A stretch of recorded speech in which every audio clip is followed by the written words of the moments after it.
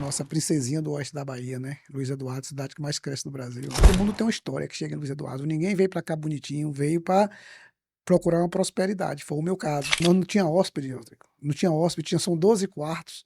Eu trabalhava de botar gente no hotel, mas eu tinha que correr atrás das empresas. E quais as duas empresas que tinha Luiz Eduardo Magalhães na época? Galvani e Ceval. Ceval. Ceval, né? Então eu ia na porta atrás de gente que estava chegando em Luiz Eduardo para se hospedar, porque eu ganhava em cima de comissão de hóspede. As empresas já tá vindo, né? Eu tenho aí exemplo, né? O Schmidt já está com o escritório aqui, né? Tem os grandes grupos que já tá vindo. Fiquei sabendo que o Rorida tá vindo também com o escritório. Então são alguns grupos que já tá vindo com força para Luiz Eduardo Magalhães, né? Que é a nossa princesinha do oeste da Bahia, né? Luiz Eduardo, cidade que mais cresce no Brasil.